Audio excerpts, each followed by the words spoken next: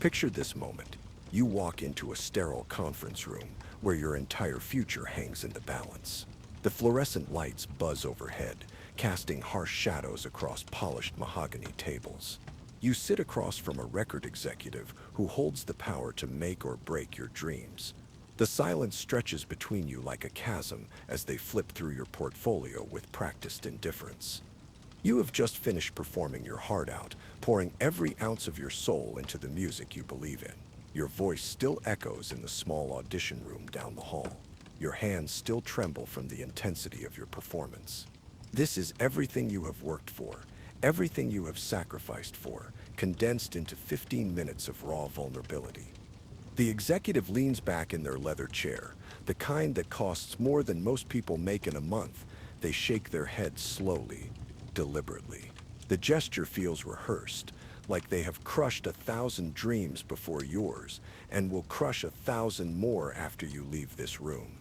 Then they deliver the crushing verdict that has ended countless careers before yours. Your music is too strange. Your look is too bizarre. You will never make it in mainstream music. The words hit you like physical blows, each syllable designed to strip away your confidence and send you back to whatever safe, normal life you came from. For most people, this would be the end of the story. The moment when dreams crumble and reality sets in with brutal clarity. The moment when you realize you have to choose between being yourself and being successful. The moment when you understand that the world has no place for people who refuse to fit into predetermined boxes.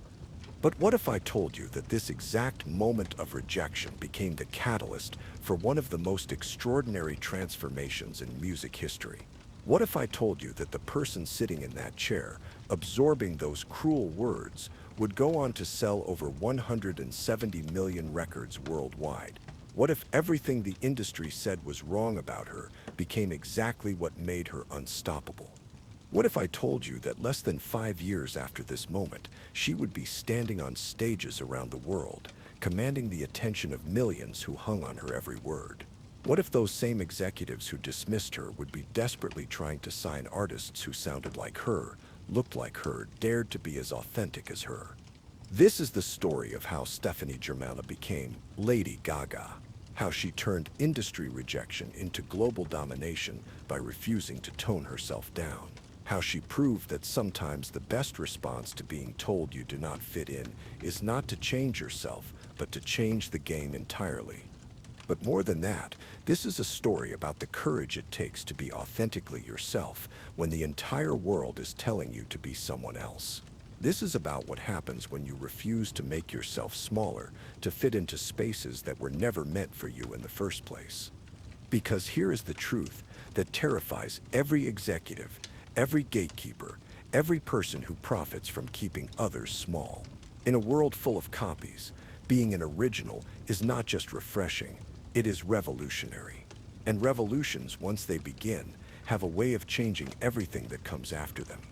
Growing up on the Upper West Side of Manhattan, Stefani Joanne Angelina Germana seemed destined for a conventional path. Her parents, Joseph and Cynthia, were hardworking Italian Americans who embodied the immigrant dream of building something better for their children. Her father worked in telecommunications, climbing the corporate ladder through determination and long hours. Her mother was a business executive who understood the importance of education, stability, and making smart choices. They lived in a world where success meant fitting in, following the rules, and meeting the expectations that society placed on young women from good families. It was a world of piano lessons and homework, of college applications and career planning. It was safe, predictable, and designed to produce responsible adults who would continue the cycle of conventional achievement. But even as a child, Stefani was different in ways that made her family both proud and worried. She was drawn to the piano at age 4, not just playing the simple melodies that most children learn, but creating entire theatrical performances around them. While other kids were content with normal playtime, she was staging elaborate shows in her living room, complete with costumes made from household items and dramatic storytelling that seemed to come from somewhere deep inside her. Her imagination was not just active, it was overwhelming. She would create characters and personas, acting out complex emotional dramas that most adults would struggle to understand. Her parents watched with a mixture of amazement and concern as their young daughter displayed a creativity that seemed too intense, too mature, too much for someone so small. Her talent was undeniable from the beginning. She could play piano by ear before she could properly read music, picking up melodies she heard on the radio and transforming them into something entirely her own.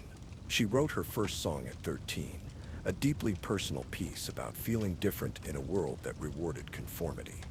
By high school, she was performing at open mic nights in New York City, taking the subway from her comfortable Upper West Side neighborhood to dive bars and coffee shops where real artists gathered to share their work.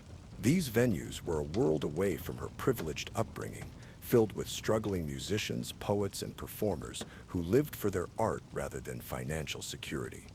In these spaces, Stephanie came alive in ways that her family and school friends rarely saw. Her voice had a raw, emotional power that could silence rooms full of cynical New Yorkers who had heard everything before.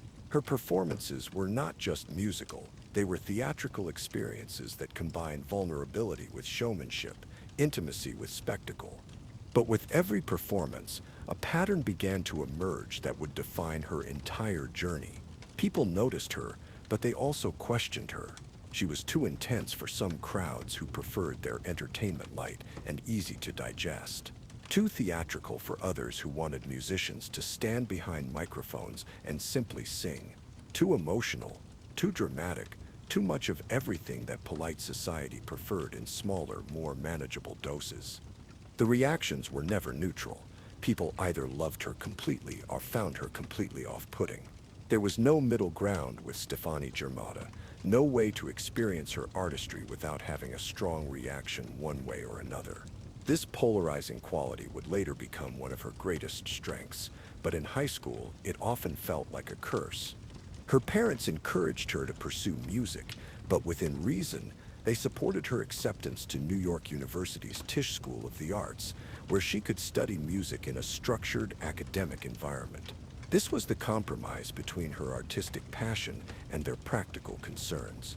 This was the safe path, the normal path, the path that led to steady careers and predictable futures in arts administration or music education. At NYU, Stephanie threw herself into her studies with the same intensity she brought to everything else. She excelled academically, understanding music theory and composition in ways that impressed her professors. But she also began exploring the underground music scene that pulsed beneath the surface of the city, performing at venues that her classmates had never heard of. She was living two lives. During the day, she was Stefani Germanotta, dedicated student working toward a degree that would satisfy her parents and provide a stable foundation for her future. At night, she was becoming something else entirely, an artist who pushed boundaries and experimented with sounds and styles that had no place in academic settings. But the more authentic she became in her artistic expression, the more resistance she encountered from the institutions that were supposed to nurture her creativity. Professors encouraged her to tone down her performances, to focus on technical skill rather than emotional expression. Fellow students whispered about her over-the-top style, her tendency to turn every assignment into a theatrical production. Even in an art school, she was considered too much. The very qualities that made her performances electric in underground venues were seen as excessive and unprofessional in academic settings. She was learning a hard lesson that would shape her entire career. The world has very specific ideas about how creative people should express themselves, and those ideas are often designed to keep truly revolutionary art from emerging. The music industry in the mid-2000s was obsessed with manufactured perfection. Pop stars were polished, predictable, and carefully crafted by teams of executives who knew exactly what audiences wanted, or thought they did. Radio stations played it safe, rotating the same tested formulas that had worked for decades. Record labels signed artists who fit proven molds, who could be easily categorized and marketed to specific demographics. This was an industry built on focus groups and market research, where every creative decision was filtered through committees of people who understood commerce better than they understood art. There was no room for weirdness, no space for artists who could not be easily categorized and packaged for mass consumption. It was a system designed to eliminate risk, which meant eliminating anything that had not been successfully tested before. Innovation was discouraged unless it came in small, manageable doses that could be absorbed by mainstream audiences without challenging their preconceptions about what music should sound like or what performers should look like. This was the world that Stephanie was trying to break into, a world where being different was seen as a liability, not an asset. A world where the phrase "too weird for mainstream success" was considered a death sentence, not a challenge. A world where young artists were expected to conform to existing templates rather than create new ones. The gatekeepers of this industry had very specific ideas about what female performers should be. They should be attractive but not threatening, talented but not overwhelming, unique but not too unique. They should fit into categories that marketing departments could understand and promote to audiences who did not want to be challenged or surprised. Stefani represented everything that this system was designed to exclude. She was too theatrical, too intense, too willing to challenge audiences rather than simply entertain them.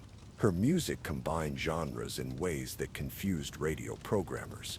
Her visual presentation defied easy categorization. She was, in every sense of the word, unmarketable according to conventional industry wisdom.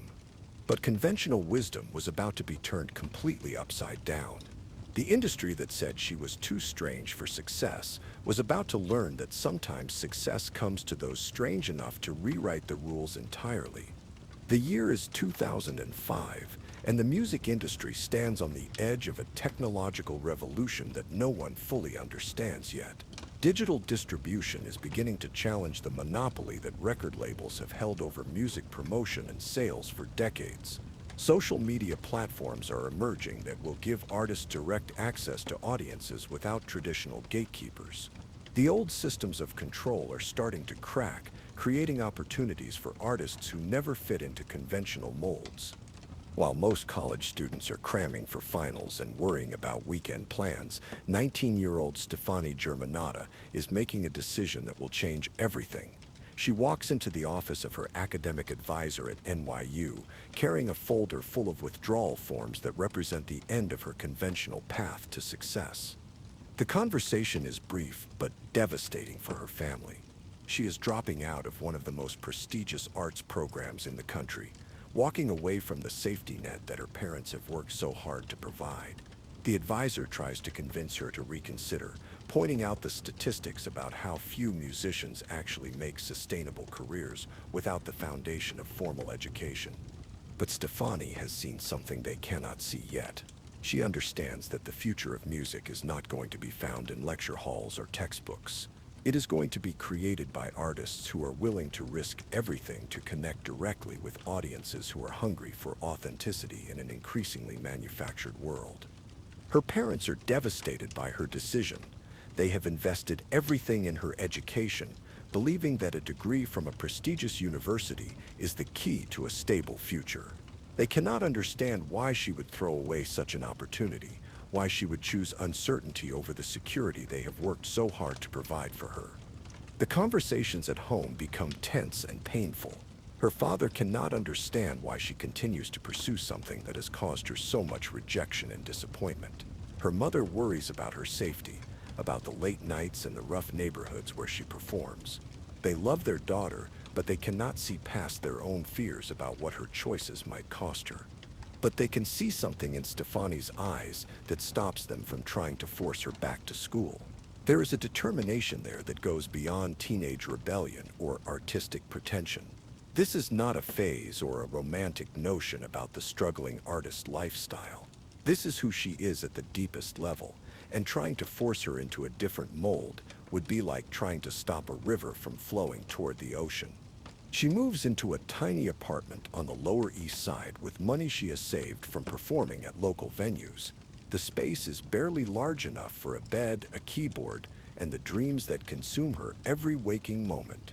The walls are thin enough that she can hear her neighbors arguing and crying and living their own desperate lives. The heat barely works in winter, and the air conditioning is non-existent in summer. But for the first time in her life, she is completely free to be herself. There are no professors telling her to tone down her performances, no classmates whispering about her intensity, no family members worrying about her future. There is just her music, and the possibility that authenticity might be enough to build a career on. This is where the real work begins. The work that no one sees, no one documents, no one understands unless they have done it themselves. While her former classmates attend morning lectures, Stefani spends her days writing songs that pour straight from her soul onto the keys. She is not trying to fit into any particular genre or style. She is simply creating music that feels authentic to her experience as a young woman trying to find her place in an unforgiving world. But authenticity does not pay the bills, and New York City is not forgiving to artists who cannot afford its brutal cost of living. To survive, she takes a job, go-go dancing at bars on the Lower East Side, work that is demanding both physically and emotionally. The late hours, the demanding customers, the constant pressure to perform sexuality rather than artistry takes a toll that she rarely talks about in later interviews. But this work teaches her something crucial about performance and connecting with an audience. She learns how to command attention in rooms full of people who are not there to see her, who view her as background entertainment rather than an artist worth listening to. She discovers the power of persona and presentation, understanding that sometimes you have to exaggerate certain qualities to break through the noise and indifference of urban life. Most importantly, she learns that there is no shame in doing whatever it takes to support your art. The work is honest work, and it provides the financial foundation that allows her to continue pursuing her real passion during the hours when she is not performing for tips and survival. Night after night, she performs at open mic nights and small venues across Manhattan. These are not glamorous gigs. These are tiny clubs with sticky floors and broken sound systems, where the audience consists of other struggling artists and a handful of regulars who show up more for the cheap drinks than the music. But this is where she begins experimenting with the persona that will eventually become Lady Gaga. The name itself comes from the Queen song Radio Gaga, but it represents something much deeper than a clever reference.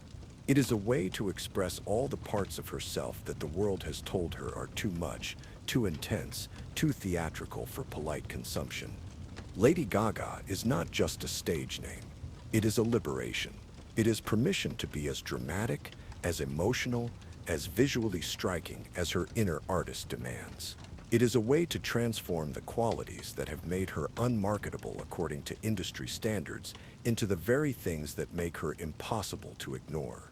Her breakthrough moment comes at a dive bar in the East Village on a Tuesday night when most of the city is home watching television.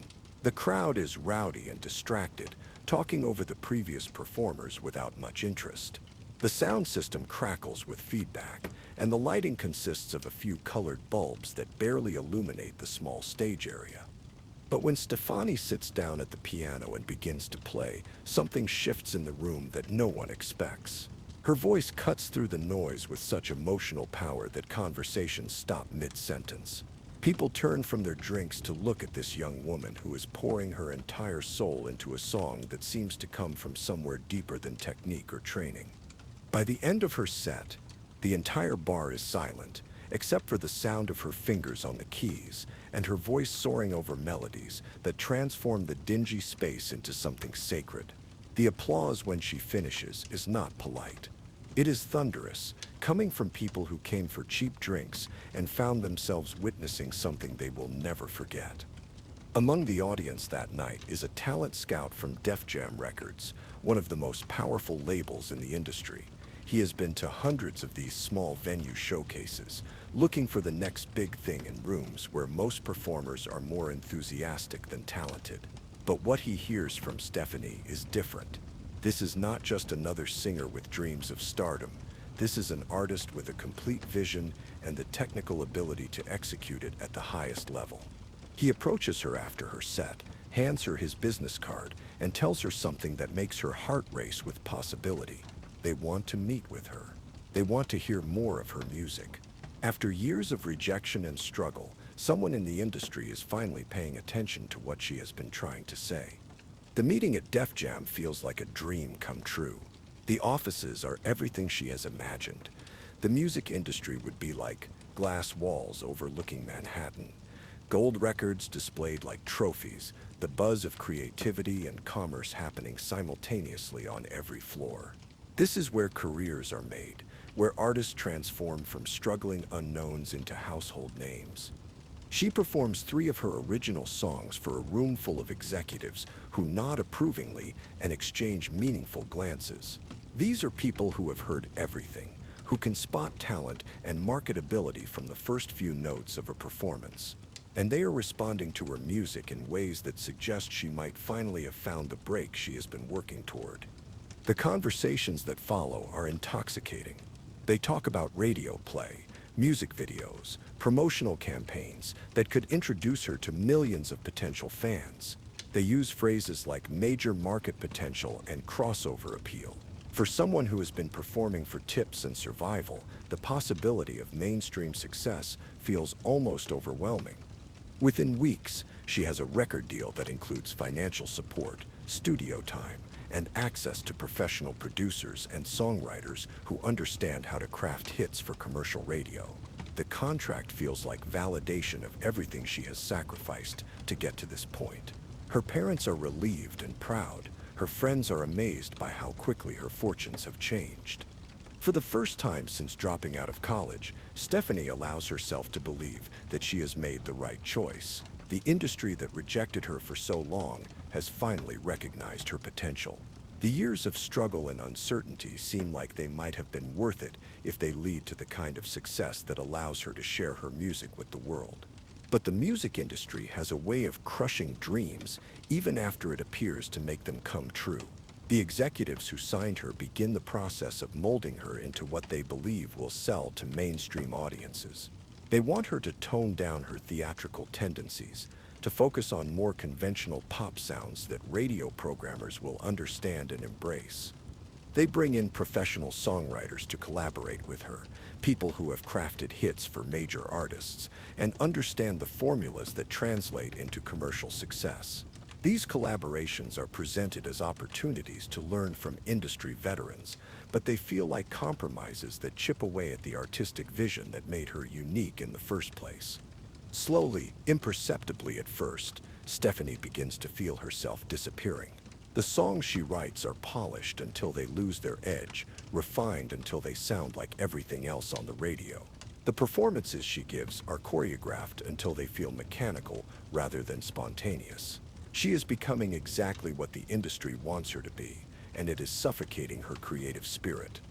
Months pass with little progress on her debut album. The label keeps pushing back release dates, citing the need for more refinement, more polish, more market research to ensure that her music will connect with target demographics. Stefani watches other artists get promoted while her project sits in limbo, gathering dust while executives debate how to package her for mass consumption. The excitement of being signed begins to fade, replaced by a growing sense that she has made a terrible mistake. The creative freedom she thought would come with industry support has been replaced by constant pressure to conform to commercial expectations. The authenticity that made her special in small venues is being systematically stripped away in service of marketability. The final blow comes during a meeting with her A&R representative, the person supposedly responsible for developing her artistic career. He tells her that the label has decided to drop her from their roster, effective immediately. The reasons are vague and corporate, filled with industry jargon about changing market conditions and shifting priorities. What they do not say, but what Stefani understands clearly, is that they have decided she is not worth the investment. After months of trying to mold her into something more commercially viable, they have concluded that she is too difficult to market, too expensive to develop, too risky to support in an industry that rewards predictable outcomes. Walking out of that building for the last time, carrying a box of her demo recordings and personal items, Stephanie feels like she is carrying the weight of every person who ever told her she was too weird for success. The industry has chewed her up and spit her out, just like it has done to countless artists before her who refused to fit into predetermined molds. The rejection is devastating on multiple levels. Professionally, it represents the loss of the platform she thought would allow her to share her music with the world. Financially, it means returning to the uncertainty and struggle of independent artistry. Emotionally, it feels like confirmation that maybe everyone was right about her being too much, too different, too strange for mainstream success. But as she stands on the sidewalk outside the Defa Jam building, watching the busy New York street life flow around her, something unexpected happens. Instead of breaking her, this rejection ignites something fierce inside her that she did not know existed. The anger and disappointment transform into determination. The sense of defeat becomes a declaration of war against an industry that profits from making artists smaller than they are. She makes a decision that will define the rest of her career. She is done trying to fit into boxes that other people have built for her. She is done allowing executives to sand away her edges in service of their commercial comfort. From this moment forward, she will succeed or fail as herself, without compromise, without apology, without any attempt to make herself more palatable to people who do not understand what she is trying to create. It is late 2006, and Stefani is back where she started. Except now she carries the sting of industry rejection and the knowledge that talent alone is not enough to succeed in the music business. She returns to the small venues and dive bars of New York City, but this time she is different, hungrier, more determined to do things her own way, regardless of what conventional wisdom suggests about the path to success. This is when she begins experimenting more seriously with the persona that will eventually become Lady Gaga. But now it is not just about finding a stage name or creating a character for performance. It is about psychological survival, about creating an identity strong enough to withstand the brutal rejection and criticism that the music industry dishes out to anyone who refuses to conform. Lady Gaga becomes her armor and her weapon simultaneously. It is the part of herself that can absorb the pain of rejection without being destroyed by it. It is also the part that can push boundaries, challenge expectations, and create art that is too powerful to ignore, even by executives who prefer their artists predictable and manageable. The clubs she performs in during this period are tiny, dark spaces where the line between performer and audience barely exists.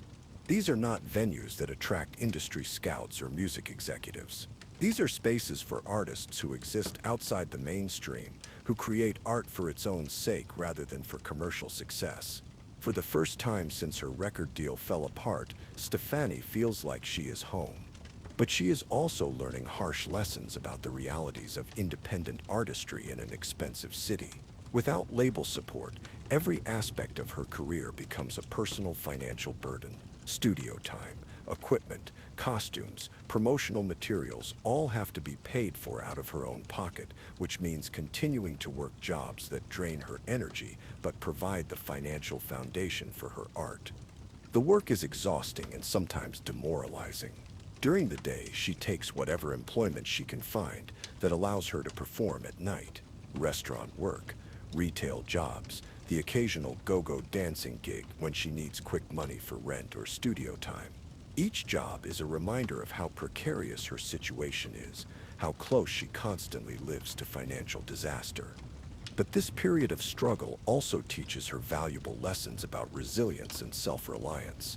She learns to create elaborate stage presentations on minimal budgets, using thrift store finds and her own imagination to create visual experiences that rival productions with professional costume and set design budgets.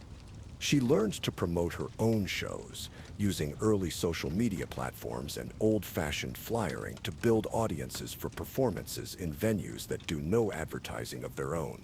She learns to be her own manager, booking agent, and publicist, developing business skills that most artists never acquire because they rely on labels and management companies to handle the commercial side of their careers. Most importantly, she learns that there is a direct relationship between artistic authenticity and audience connection that no amount of industry machinery can replicate.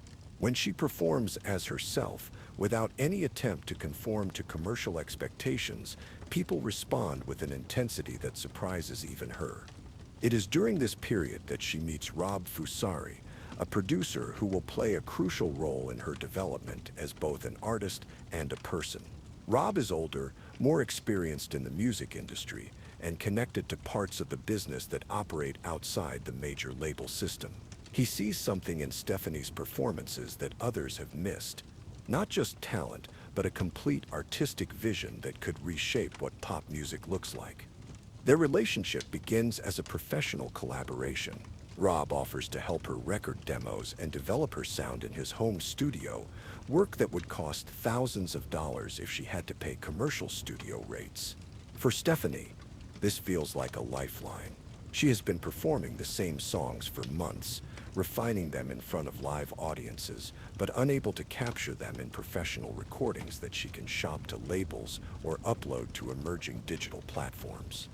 The home studio setting creates an intimacy that allows for creative experimentation in ways that commercial studios do not. Without the pressure of paying hourly rates, they can spend time exploring different arrangements, trying various approaches to the same song, developing ideas that might seem too risky or time-consuming in a professional recording environment. But working closely together in this intimate setting, their relationship begins to evolve beyond business. Rob is not just helping her make music, he is believing in her vision when the rest of the industry has written her off. He is seeing her potential when she is struggling to see it herself after the brutal rejection from Def Jam. For Stephanie, this relationship represents something she has never experienced before in her artistic career. Rob is not asking her to change or tone herself down. Instead, he is encouraging her to go further, to be bolder, to fully embrace the artistic persona she is creating. He understands that Lady Gaga is not just a gimmick or a marketing ploy. It is a genuine expression of who Stephanie is when she allows herself to be completely free. Together, they begin working on music that sounds like nothing else on the radio. The songs blend electronic dance beats with rock guitars and pop melodies, creating a hybrid sound that defies easy categorization. The lyrics are personal and emotional, but wrapped in metaphors and imagery that feel both futuristic and timeless. This is not music designed to fit into existing categories that radio programmers and record executives can easily understand and market. This is music designed to create new categories, to expand the definition of what pop music can be when it is not constrained by commercial expectations. The music they create during this period is some of the most honest and vulnerable work of Stephanie's career. Songs about love, rejection, ambition, and identity flow out of her with an intensity that surprises even her. The combination of Rob's technical expertise and her raw emotional power creates recordings that capture both her vocal abilities and her artistic vision in ways that her previous demo work never achieved. But their professional collaboration becomes increasingly complicated by their growing personal relationship. Rob is married, creating ethical and practical complications that neither of them fully anticipated when their work together began. The power dynamic between them is also uneven in ways that become more problematic as their personal connection deepens. Rob has experience, connections, and resources that Stephanie desperately needs to advance her career. She has talent, vision, and an intensity that both attracts and overwhelms him. But the line between professional collaboration and personal exploitation becomes increasingly blurred as their relationship evolves. For Stephanie, Rob represents stability and validation in a world that has consistently rejected her artistic vision. He is someone who not only believes in her potential, but has the knowledge and connections to help her realize it. The personal relationship feels like a natural extension of their creative partnership, but it also creates dependencies that she does not fully understand at the time. For Rob, Stephanie represents artistic passion and creative possibility that his established life lacks. She is a reminder of why he got into music in the first place, before the business side of the industry began to dominate his professional concerns.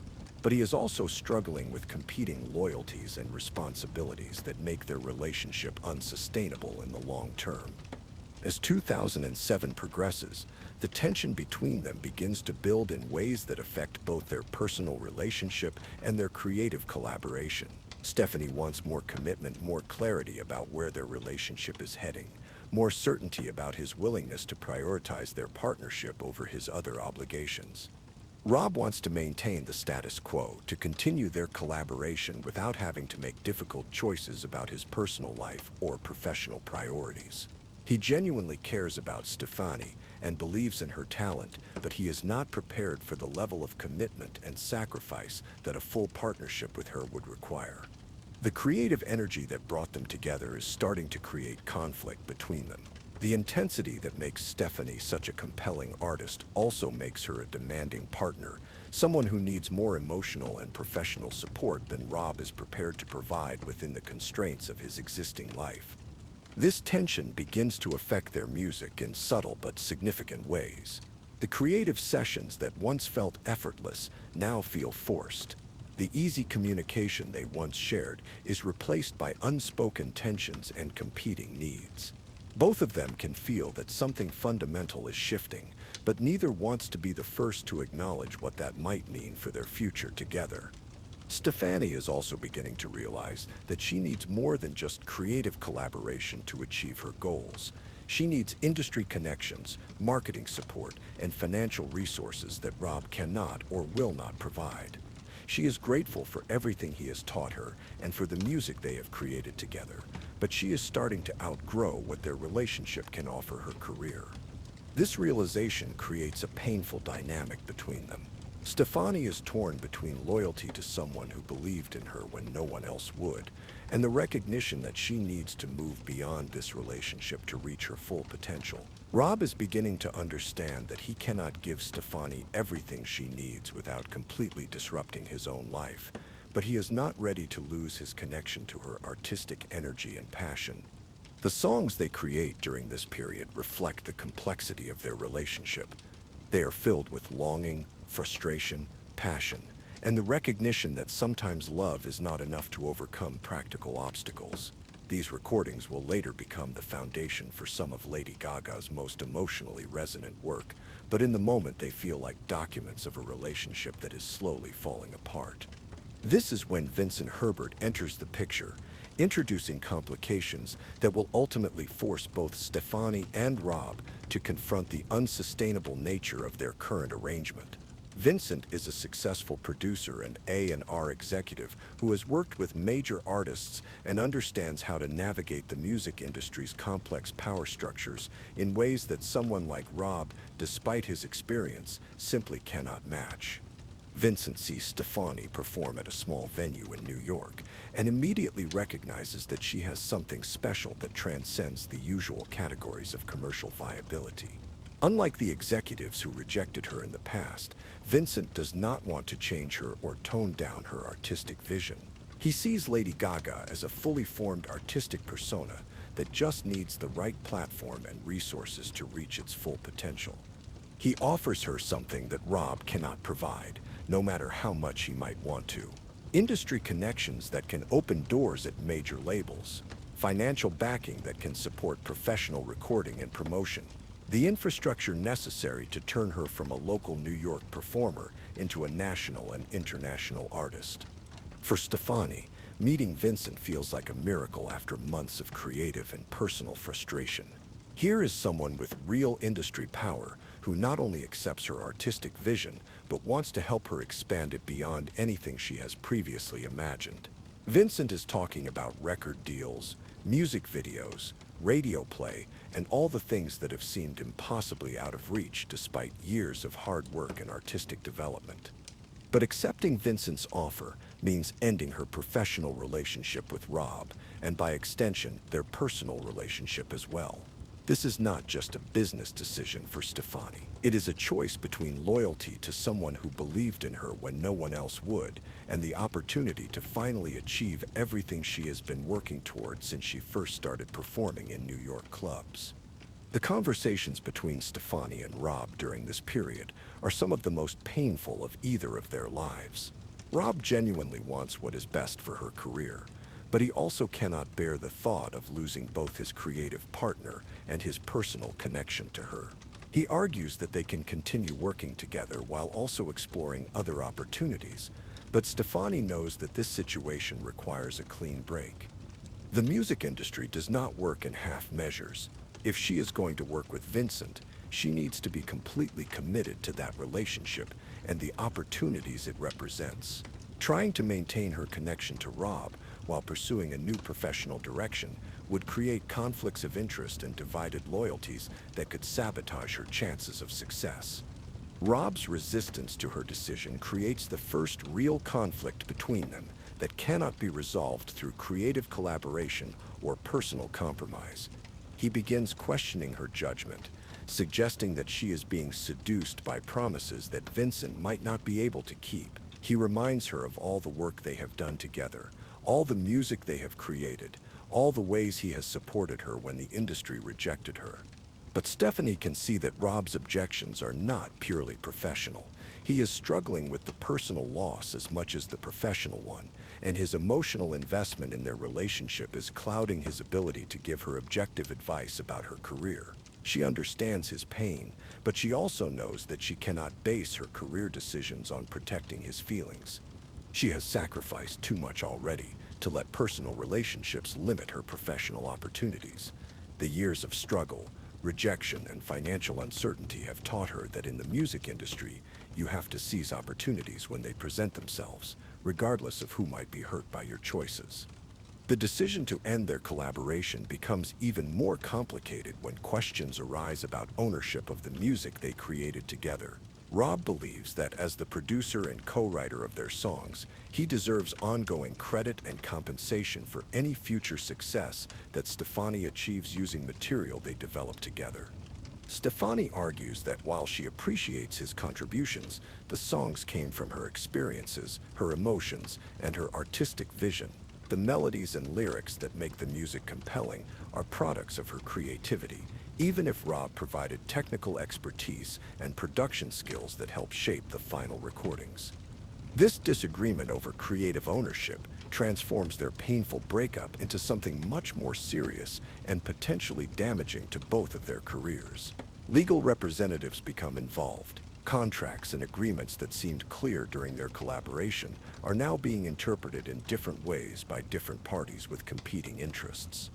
What began as a creative partnership built on mutual respect and shared artistic goals is ending as a business dispute that threatens to overshadow the music they created together.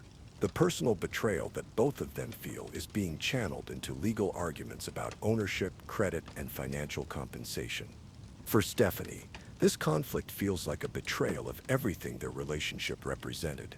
She believed that Rob genuinely cared about her success and her artistic development more than his own financial interests. Now it seems like he is more interested in maintaining control over her career and profiting from her future achievements than in supporting her growth as an artist. The legal battle drags on for months while Stephanie tries to move forward with her career under Vincent's management. She cannot freely use some of the music she created with Rob, which means starting over with new material while also dealing with the emotional and financial stress of ongoing litigation. This is not how she imagined her breakthrough period would feel. The irony is devastating. Just when she finally has access to the industry connections and resources she needs to succeed, she finds herself legally constrained from using some of her best work. The songs that represent her most honest artistic expression are tied up in disputes about ownership and compensation, making them unavailable for the career advancement they were originally created to support. Rob, meanwhile, is dealing with his own complex emotions about the situation. He genuinely believes that he deserves credit and compensation for his role in developing Lady Gaga as an artistic persona.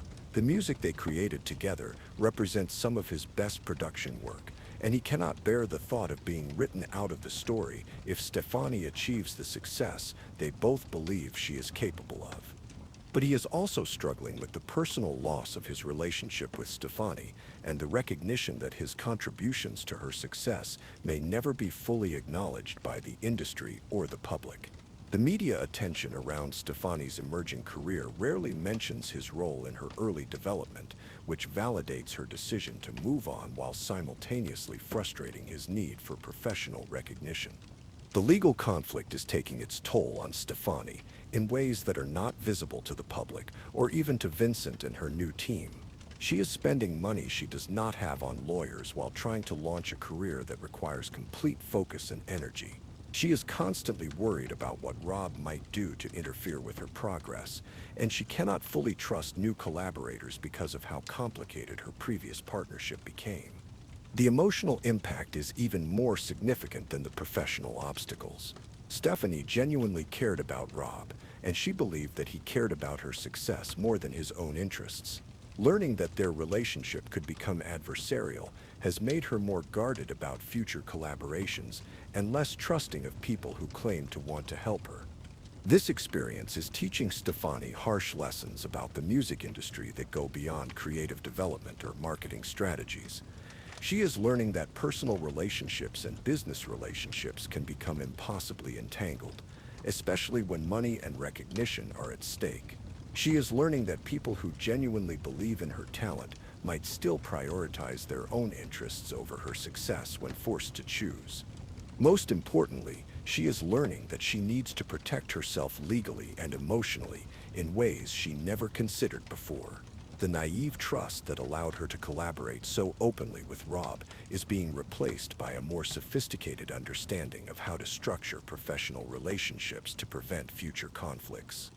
As the legal battle continues, Stefani throws herself into her work with Vincent with an intensity that borders on obsession. She cannot control what happens in court, but she can control the quality and authenticity of her music. She begins creating material that is even bolder and more uncompromising than anything she did with Rob. This new music reflects everything she has learned from her experiences with rejection, collaboration, betrayal, and personal growth. The songs are more complex emotionally, dealing with themes of independence, self-reliance, and the costs of pursuing your dreams in an industry that can turn friends into enemies overnight. They're also more sophisticated musically, incorporating everything she learned from Rob, while also pushing into new territory that is entirely her own. The pain of their conflict becomes fuel for artistic expression that is more honest and compelling than anything she has created before. But even as she moves forward professionally, the pain of her conflict with Rob continues to affect her personally. She has lost not just a creative partner, but someone who understood her artistic vision when almost no one else did. The relationship that once felt like salvation has become a source of ongoing stress and disappointment. Working with Vincent Herbert opens doors that seemed permanently closed just months earlier. Vincent's connections in the industry are extensive and powerful in ways that someone like Rob, despite his experience, simply cannot match. Within weeks of their first meeting, Stefani finds herself in conversations with A&R representatives from major labels who are eager to hear what she has been working on. But more importantly, Vincent understands something about Lady Gaga that the executives who rejected her in the past completely missed. He sees her not just as a singer or songwriter, but as a complete entertainer who could redefine what pop stardom looks like in the digital age. He recognizes that her theatrical elements and boundary-pushing aesthetics are not obstacles to overcome, but advantages to amplify. The meetings that Vincent arranges feel completely different from Stefani's previous experiences with record labels. Instead of being asked to tone herself down or fit into existing categories, she is being encouraged to push further, to be more theatrical, to fully embrace the artistic persona she has been developing in small venues across New York City. This validation from industry professionals who actually have the power to support her career feels almost overwhelming after years of rejection and compromise. For the first time since her devastating experience with Def Jam, Stefani allows herself to believe that the industry might be ready for what she has to offer. When Akon, the successful R&B artist, hears one of Stefani's demo recordings through Vincent's connections, his reaction is immediate and unequivocal. He does not want to change her or mold her into something more commercially viable. He wants to work with her exactly as she is, believing that her unique qualities are precisely what will make her successful. Akanja's endorsement carries weight in the industry in ways that smaller producers and managers cannot match. When someone of his stature expresses interest in collaborating with an unknown artist, suddenly the same labels that previously dismissed her are eager to schedule meetings. The music has not changed, but the context has shifted completely. But Stephanie has learned from her previous experience with Def Jam, and she approaches these new negotiations with a clear understanding of what she will and will not compromise. She wants creative control over her artistic vision. She wants input on marketing and promotion strategies. Most importantly, she wants partners who understand that Lady Gaga is not just a stage name but a complete artistic persona that cannot be separated from the music. The conversations with potential labels are intensive and sometimes contentious. Stephanie is no longer the desperate young artist who will accept any deal that promises industry validation. She has become someone who understands her own value and is willing to walk away from opportunities that do not support her artistic integrity. This new confidence comes partly from her experience with Rob and the legal battle that followed.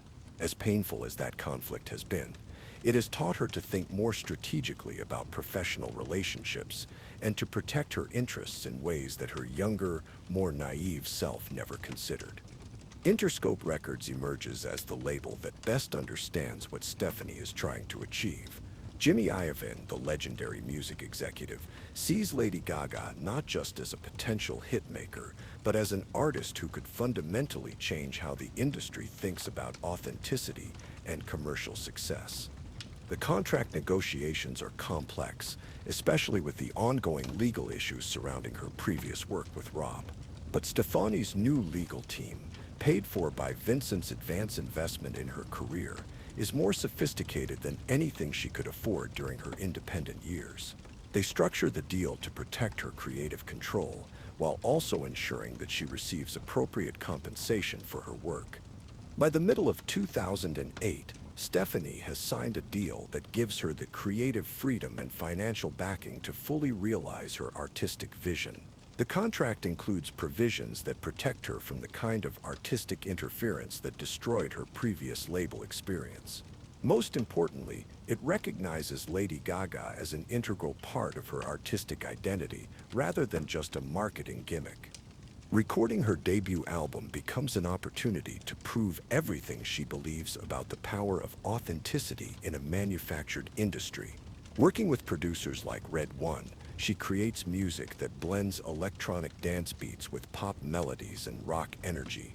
The songs are designed to work both in intimate club settings and massive arenas, but they never sacrifice emotional honesty for commercial appeal.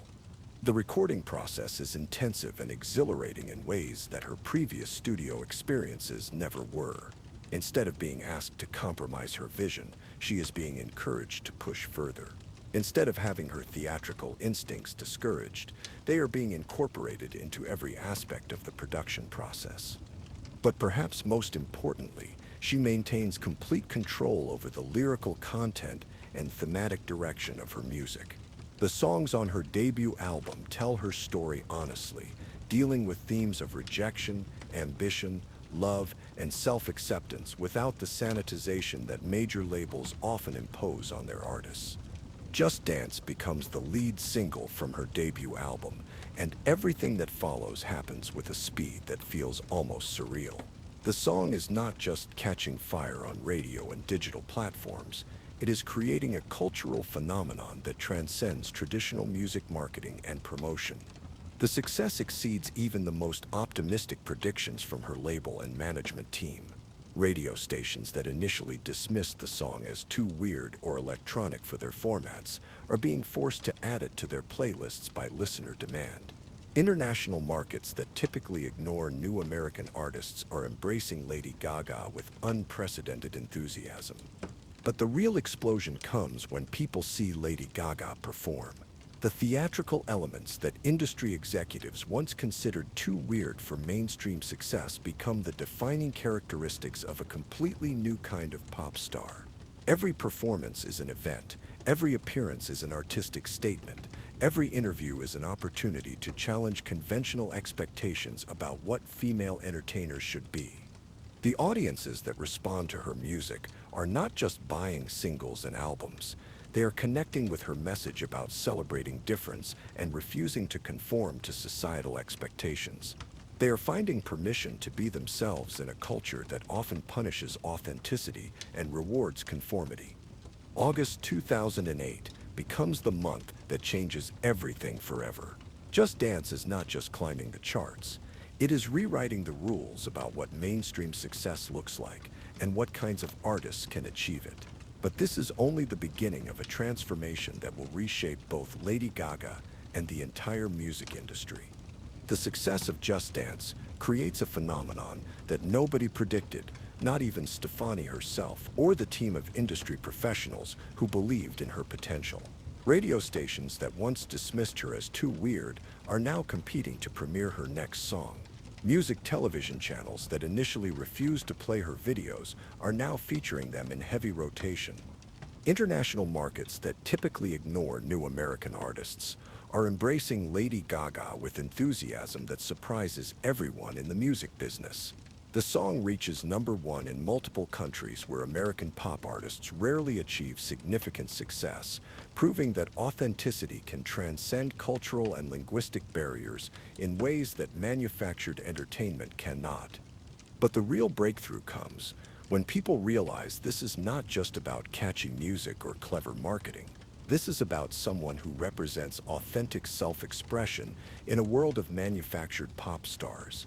Lady Gaga is not just performing songs, she is creating experiences that challenge audiences to think differently about identity, creativity, and what it means to be yourself in a culture that rewards conformity.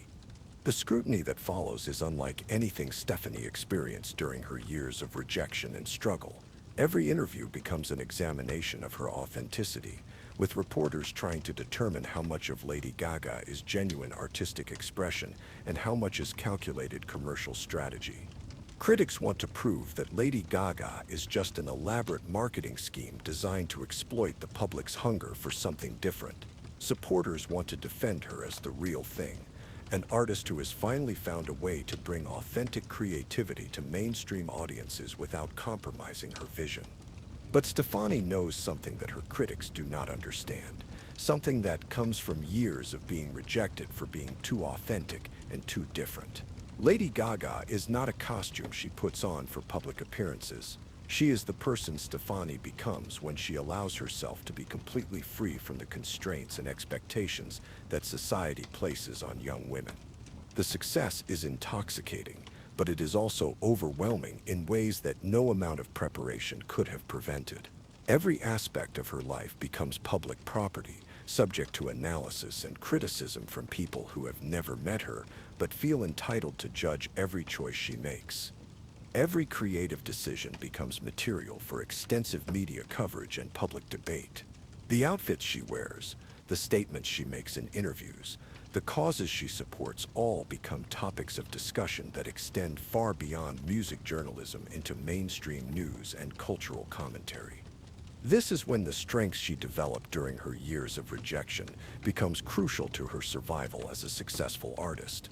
Other performers might be tempted to soften their image or tone down their artistic vision in response to criticism and controversy. But Stefani doubles down on everything that makes Lady Gaga unique and uncompromising. She understands that the moment she starts making herself smaller to avoid criticism is the moment she loses everything that made her successful in the first place. The authenticity that audiences respond to so powerfully cannot be maintained if she begins second-guessing herself or trying to please people who fundamentally misunderstand what she is trying to accomplish. The legal battle with Rob finally reaches a resolution during this period of explosive success, but the settlement terms remain confidential, and the emotional cost of the conflict has been significant for both parties. Rob receives recognition and compensation for his contributions to her early development, but he also has to watch from a distance as the artist he helped create achieves success that exceeds anything they imagined during their collaboration. For Stefani, resolving this conflict allows her to move forward without the constant stress of ongoing litigation. but the experience has changed her permanently. She approaches all future collaborations with legal protections and emotional boundaries that she did not think she needed during her early career. The trust that was broken during her relationship with Rob has made her more careful about professional partnerships, but it has also made her more self-reliant and confident in her own judgment. She no longer needs validation from collaborators or industry professionals to know that her artistic vision is valuable and worth protecting. Then comes the moment that will define her forever in the public imagination and establish her as something far more significant than just another pop star.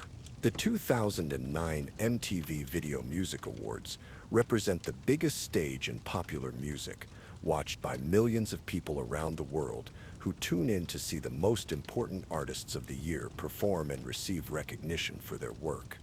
Lady Gaga arrives wearing a dress made entirely of raw meat, a garment that took weeks to design and construct and represents one of the most audacious fashion statements in the history of popular entertainment.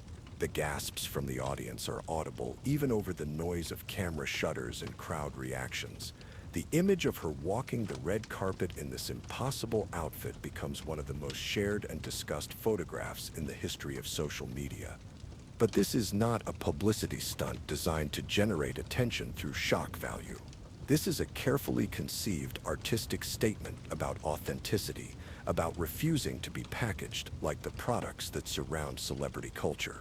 The meat dress represents everything that Lady Gaga stands for as an artist and as a person who refuses to conform to conventional expectations. The reactions are immediate and polarizing in exactly the way that Stephanie expected and intended. Animal rights activists condemn the dress as offensive and inappropriate. Fashion critics either celebrate it as brilliant conceptual art or dismiss it as desperate attention-seeking. Cultural commentators debate its meaning and significance for weeks after the event. Critics call it disgusting, inappropriate, and a desperate grab for attention from an artist who lacks the talent to succeed without manufactured controversy. Supporters call it brilliant, meaningful, and a perfect representation of an artist who refuses to be consumed by the industry that surrounds her.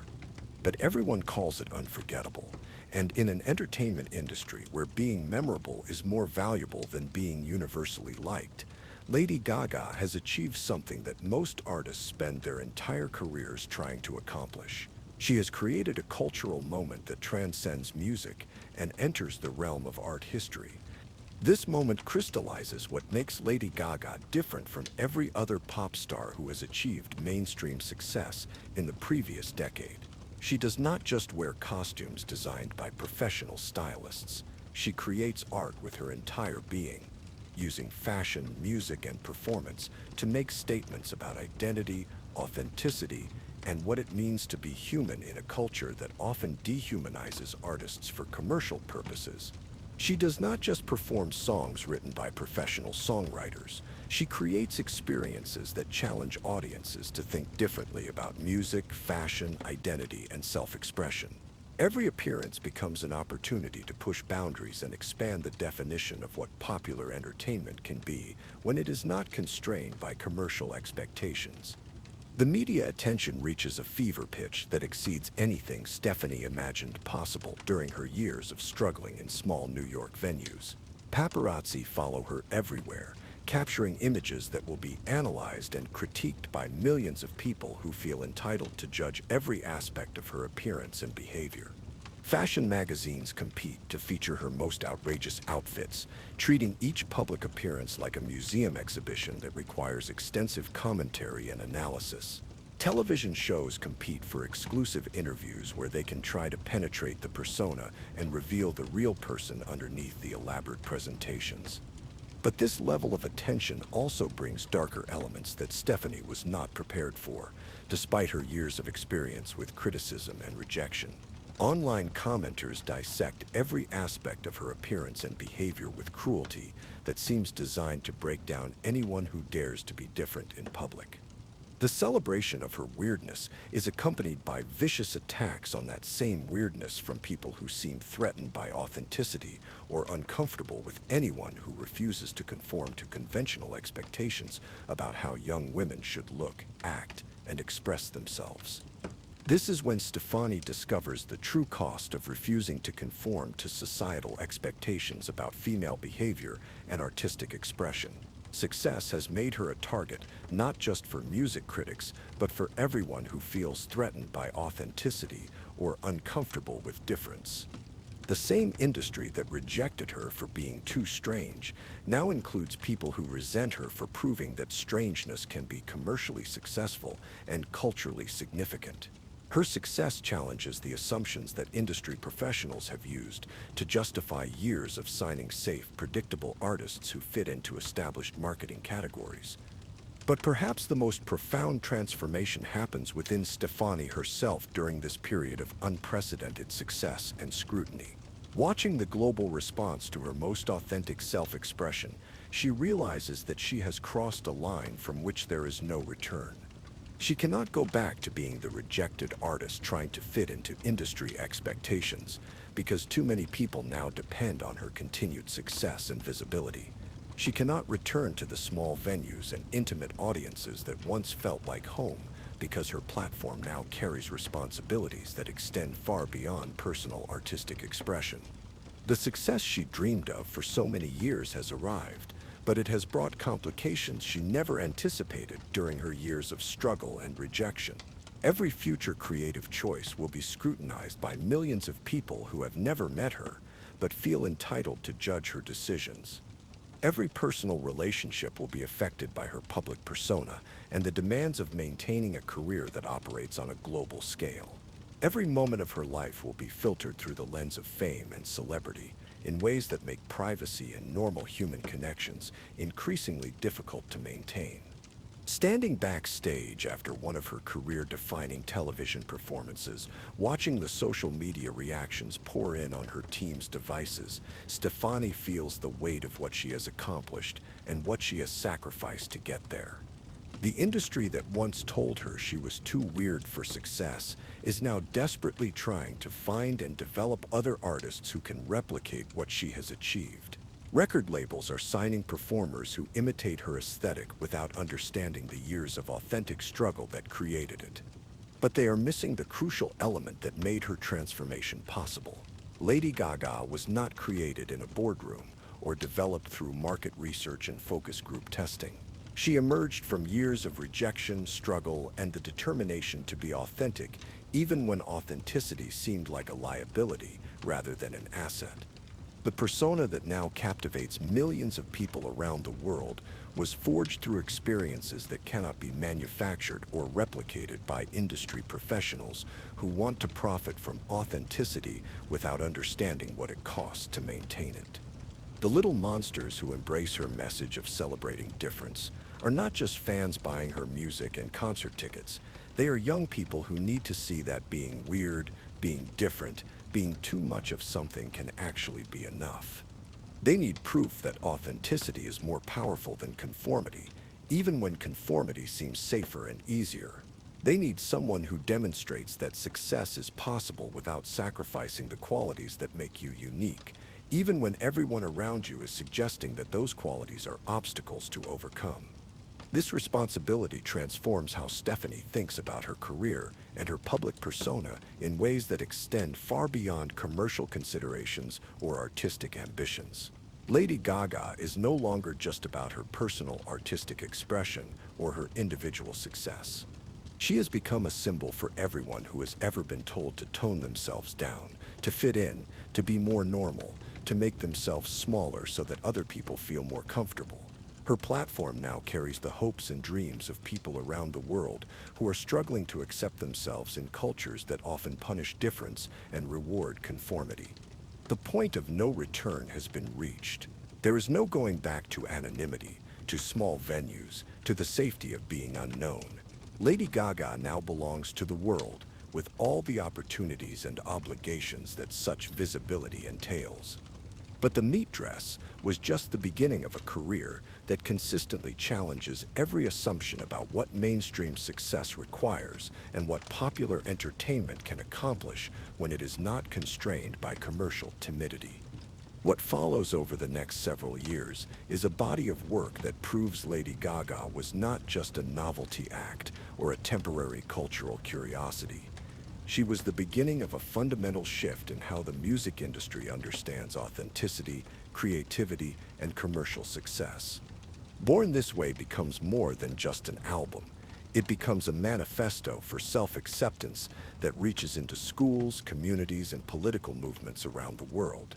The title song becomes an anthem for LGBTQ rights, for anyone who has ever felt different, for everyone who needs permission to love themselves exactly as they are. But the album also demonstrates Stefani's growth as a songwriter and performer in ways that silence critics who dismissed her early work as manufactured controversy without substance. The songs deal with complex themes of identity, spirituality, sexuality, and social justice with sophistication that reveals the depth of thought behind her public persona. Lady Gaga recognizes that her success carries an obligation to continue advocating for people who feel like outsiders in their own communities. This responsibility leads her into territory that most pop stars avoid because it involves taking stands on controversial issues that could alienate parts of their audience. She becomes an outspoken advocate for LGBTQ rights at a time when such advocacy still carries professional risks for mainstream entertainers. She speaks openly about mental health issues in ways that help destigmatize conversations about depression, anxiety, and trauma. She addresses bullying, discrimination, and social justice issues that many artists avoid to maintain their commercial viability. These are not safe, commercially motivated decisions designed to appeal to specific demographic groups. They are choices that could alienate conservative audiences and limit her mainstream appeal. But they represent the logical extension of everything she believed when she was a rejected artist trying to find her place in the world. The advocacy work becomes as important to her identity as the music itself. She establishes the Born This Way Foundation to address youth empowerment, mental health, and anti-bullying initiatives. The foundation represents her commitment to using her platform for social change rather than just personal enrichment or artistic expression. But perhaps the most remarkable demonstration of her range and artistic authenticity comes when she proves her versatility extends far beyond pop music and theatrical performances. Her role in A Star Is Born represents a complete departure from the elaborate personas and electronic production that defined her early career. Working with Bradley Cooper, she strips away the costumes, the makeup, the theatrical presentations that made her famous, revealing the raw vocal talent and emotional depth that were always the foundation of her artistic vision. The performance requires her to be vulnerable in ways that are completely different from the controlled vulnerability of her pop persona. The film becomes both a commercial and critical success that demonstrates something her early critics never understood. The theatrical elements that they dismissed as gimmicks were actually expressions of genuine artistic range rather than attempts to disguise a lack of talent. Standing on the stage at the Academy Awards, holding an Oscar for Best Original Song, Lady Gaga represents something that seemed impossible when she was being rejected by record labels for being too weird and unmarketable. She has achieved mainstream success without compromising her artistic vision. She has earned critical respect without abandoning the qualities that made her unique. She has maintained commercial dominance while using her platform for social advocacy. She has proven that authenticity and commercial success are not mutually exclusive when you have the courage to be genuinely yourself. The most profound vindication comes from watching how the industry has changed in response to her success, and the success of other artists who followed the path she helped create. Record labels now actively seek out artists who are weird, different, and uncompromising because they have seen how profitable authenticity can be when it is properly supported and promoted. The same executives who once demanded conformity now encourage authenticity because they have learned that audiences are hungry for real connection in an increasingly artificial world. The industry that once punished difference now rewards it because Lady Gaga proved that being genuinely different can be more commercially valuable than being safely predictable. Young artists who faced the same choice that Stephanie Germain faced in those brutal record label meetings now have proof that there is another path. They can see someone who was told to tone herself down and instead chose to turn herself all the way up. They can witness the results of refusing to shrink yourself to fit into boxes that other people have built for their own convenience and comfort. Today, Lady Gaga continues her advocacy work through the Born This Way Foundation, focusing on mental health awareness, anti-bullying initiatives, and youth empowerment programs that reach young people around the world. She has transformed her platform from personal expression into social change, using her visibility to address issues that extend far beyond entertainment. She has also continued to evolve artistically, exploring jazz standards, electronic music, country influences, and collaborative projects that demonstrate the breadth of her musical interests and abilities. Each new project reinforces the lesson that authenticity does not mean staying the same, but rather remaining true to your core values while allowing yourself to grow and change. Her journey from rejected artist to global icon proves something that extends far beyond the music industry and speaks to anyone who has ever been told they are too much of something. Your weirdness is not a flaw that needs to be fixed or an obstacle that needs to be overcome. It might be exactly what the world needs, even if the world does not realize it yet. The qualities that make you different are not liabilities to be hidden or managed. They are advantages that could change everything if you have the courage to embrace them completely. The record executives who rejected Lady Gaga for being too strange have learned something crucial about the relationship between authenticity and commercial success. In a world full of manufactured personalities and focus group-tested entertainment, being genuinely different is not just refreshing. It is revolutionary. And revolutions, once they succeed, change everything that comes after them. They create new possibilities for people who previously had no place in existing systems. They prove that the rules that seem fixed and unchangeable are actually just conventions that can be challenged and transformed by people who refuse to accept limitations. Lady Gaga's journey proves a truth that applies to every aspect of human experience, not just artistic careers or commercial success. Your weird is not a bug in your programming that needs to be debugged or updated. It is a feature that might be exactly what distinguishes you from everyone else who is trying to accomplish the same things you are.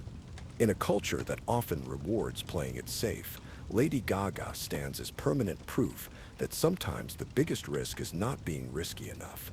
Sometimes the most dangerous thing you can do is try to be normal when you were born to be extraordinary. Sometimes the best response to being told you do not fit in is not to change yourself, but to change the entire game. The girl who was too weird for her own industry became the woman who made weirdness wonderful for everyone brave enough to embrace it. That transformation did not just change her life or her career. It changed what seemed possible for anyone willing to be authentically, unapologetically, magnificently themselves. The industry professionals who once told her she would never succeed have been forced to confront the reality that they were not just wrong about her potential. They were wrong about what audiences wanted, what the market would support, and what kinds of artists could achieve lasting success in an increasingly competitive and globalized entertainment industry. Your weird might just be your wonderful, and the world might be waiting for exactly the kind of wonderful that only you can provide, if you have the courage to offer it without apology, without compromise, and without any attempt to make yourself smaller than you actually are. The story of Lady Gaga is ultimately not just about one woman's journey from rejection to success. It is about what becomes possible when you refuse to accept other people's limitations as your own. It is about the power of authenticity in a world that profits from conformity. It is about the courage it takes to be yourself when everyone around you is suggesting that yourself is not quite good enough. But most importantly, it is about the responsibility that comes with success and the obligation to use whatever platform you build to make space for other people who are struggling with the same choices you once faced. Lady Gaga did not just prove that weird can be wonderful. She used her success to make it easier for the next generation of weird, wonderful people to find their own paths to authenticity and achievement. That, perhaps, is the most revolutionary thing of all.